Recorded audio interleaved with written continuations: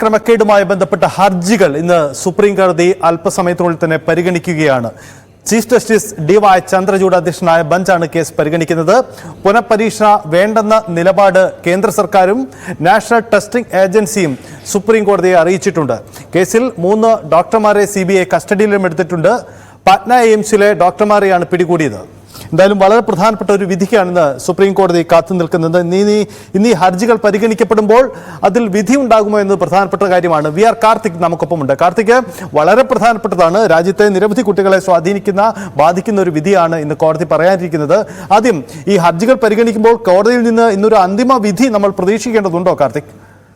സ്വാഭാവികമായും ഇന്നൊരു അന്തിമ വിധി വരുമെന്ന് പ്രതീക്ഷിക്കുന്നു. കാരണം ജൂലൈ 3-ാം വാരം മുതലാണ് നീറ്റ് പരീക്ഷയുമായി ബന്ധപ്പെട്ട് റിസൾട്ടിന് ശേഷമുള്ള കൗൺസിലിംഗ് പുനരാരംഭിക്കേണ്ടത്. സ്വാഭാവികമായും ഇനിയും വിധി വൈകുന്നത് വിദ്യാർത്ഥികളെ വലിയ തോതിൽ ആശങ്കയിലാക്കും. അതുകൊണ്ട് തന്നെ ഇന്ന് ഒരു വിധി സുപ്രീം കോടതിയിൽ നിന്ന് ഉണ്ടാകുമെന്ന് പ്രതീക്ഷിക്കുന്നു. പരീക്ഷ വീണ്ടും നടത്തണം എന്നും നടത്തേണ്ടെന്നും ആവശ്യപ്പെടുന്ന 40-ലധികം ഹർജികളാണ് ഇപ്പോൾ സുപ്രീം കോടതിക്ക് മുമ്പാകെ ഉള്ളത്. ഏറ്റവും ഒടുവിൽ സുപ്രീം കോടതി കേസ് പരിഗണിച്ചപ്പോഴും നീറ്റ് പരീക്ഷയുടെ പവിത്രതയെ ബാധിച്ചിരുന്നു എന്ന ഒരു വിമർശനമാണ് സുപ്രീം കോടതി ഉന്നയിച്ചത്. പക്ഷേ അപ്പോഴും 23 ലക്ഷത്തിലധികം വിദ്യാർത്ഥികൾ എഴുതിയ ഒരു പരീക്ഷ അത് വീണ്ടും നടത്തുമ്പോൾ ഉണ്ടാകുന്ന വെല്ലുവിളികളാണ് സുപ്രീം കോടതി പരിഗണിച്ചത്. അതിൽ പ്രധാനമായും സുപ്രീം കോടതി NTA-യോടും CBI-യോടും ആരാഞ്ഞത് ഈ പരീക്ഷയുടെ ക്രമക്കേടിന്റെ തീവ്രത എത്രത്തോളമാണ്, ഈ പരീക്ഷാ ക്രമക്കേടുമായി ബന്ധപ്പെട്ട ആനുകൂല്യം നേടിയ വിദ്യാർത്ഥികളെ തിരിച്ചറിയാൻ കഴിഞ്ഞിട്ടുണ്ടോ, ചോദ്യപേപ്പർ തയ്യാറാക്കുന്നത് എങ്ങനെ എന്നടക്കമുള്ള വിശദാംശങ്ങളാണ് NTA-യോടും CBI-യോടും ആവശ്യപ്പെട്ടത്. നേരത്തെ തന്നെ പരീക്ഷാ നടത്തിപ്പ് ഏജൻസിയായ നാഷണൽ ടെസ്റ്റിംഗ് ഏജൻസി ഒരു അഫിഡവിറ്റ് സമർപ്പിച്ചിരുന്നു. ഏറ്റവും ഒടുവിൽ ഇന്നലെ രാത്രിയും അവർ ഒരു വിശദമായ അഫിഡവിറ്റ് തന്നെ സമർപ്പിച്ചു. NTA-യുടെ രൂപീകരണം മുതൽ NTA-യുടെ ഘടന, അതോടൊപ്പം തന്നെ ചോദ്യപേപ്പർ തയ്യാറാക്കുന്ന രീതി, ചോദ്യപേപ്പർ ട്രാൻസ്പോർട്ടേഷൻ, അതായത് വിവിധ കേന്ദ്രങ്ങളിൽ എത്തിക്കുന്ന രീതി, സ്ട്രോങ് റൂമുകളിൽ ഇത് സൂക്ഷിക്കുന്ന രീതി, അതടക്കമുള്ള കാര്യങ്ങൾ വിശദമാക്കിക്കൊണ്ടുള്ള ഒരു റിപ്പോർട്ടാണ്, ഒരു അഫിഡവിറ്റാണ് ഇന്നലെ സുപ്രീം കോടതിക്ക് മുമ്പാകെ NTA നൽകിയത്. ഏതായാലും അതായിരിക്കും ഇന്ന് പ്രധാനമായും സുപ്രീം കോടതി പരിഗണിക്കുക. അതിനെ അടിസ്ഥാനപ്പെടുത്തിയുള്ള ചോദ്യങ്ങളാവും DY ചന്ദ്രചൂഡിന്റെ ഭാഗത്ത് നിന്ന് സ്വാഭാവികമായും ഉണ്ടാവുക.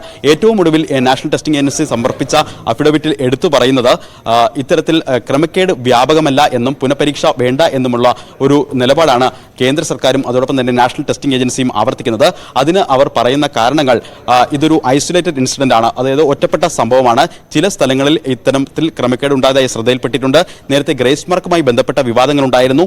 1563 വിദ്യാർത്ഥികൾക്കാണ് ഗ്രേസ് മാർക്ക് നൽകിയതുമായി ബന്ധപ്പെട്ട വിവാദങ്ങൾ ഉണ്ടായിരുന്നത്. അവർക്ക് പുനഃപരീക്ഷ നടത്തി. അതിൽ 800-ലധികം പേർ പുനഃപരീക്ഷ എഴുതി. ഏറ്റവും ഒടുവിൽ സമർപ്പിച്ച NTA-യുടെ അഫിഡവിറ്റിലും പറയുന്നത് 17 വിദ്യാർത്ഥികൾക്ക് മാത്രമാണ് മുഴുവൻ മാർക്ക് ലഭിച്ചത്. നേരത്തെ പരീക്ഷ റദ്ദാക്കണമെന്ന് ആവശ്യപ്പെട്ടുകൊണ്ട് സമർപ്പിച്ച ഹർജിയിലടക്കം വ്യാപകമായി ഉന്നയിച്ചിരുന്ന ഒരു വാദം ഇത്തരത്തിൽ കഴിഞ്ഞ വർഷങ്ങളെ അപേക്ഷിച്ച് ഏറ്റവും കൂടുതൽ വിദ്യാർത്ഥികൾക്ക് ഇത്തവണ ഉയർന്ന മാർക്ക് ലഭിച്ചു, ഇത് എങ്ങനെ എന്നുള്ള ചോദ്യമാണ് ചോദിച്ചിരുന്നത്. ഏതായാലും NTA-യുടെ ഏറ്റവും ഒടുവിൽ സമർപ്പിച്ച റിപ്പോർട്ടിൽ പറയുന്നത് കഴിഞ്ഞ വർഷങ്ങളിലെ അപേക്ഷിച്ച് 25% സിലബസിൽ കുറവുണ്ടായിരുന്നു. അതാണ് ഇത്തരത്തിൽ വിദ്യാർത്ഥികളുടെ മാർക്ക് ഉയരാൻ കാരണം എന്നൊരു കാരണമാണ് ചൂണ്ടിക്കാട്ടുന്നത്. ഏതായാലും CBI-യും ഒരു അഫിഡവിറ്റ്, ഇതുവരെയുള്ള അന്വേഷണ പുരോഗതി റിപ്പോർട്ട്, അതിന്റെ വിശദാംശങ്ങൾ അടക്കം ഉൾക്കൊള്ളിച്ചുകൊണ്ട് സമർപ്പിച്ചിട്ടുണ്ട്. ഇതുവരെ കേസിൽ 9 പേരെ അറസ്റ്റ് ചെയ്തു, 13 പേരെ കസ്റ്റഡിയിലുണ്ട്. ഏറ്റവും ഒടുവിൽ ഇന്ന് രാവിലെയും 3 പേരെ കസ്റ്റഡിയിൽ എടുത്തിട്ടുണ്ട് എന്നതാണ് ഏറ്റവും നിർണായകമായി പുറത്തുവരുന്ന വിവരം. അത് ബീഹാറിലെ പട്ന എയിംസിലെ ഡോക്ടർമാരാണ്.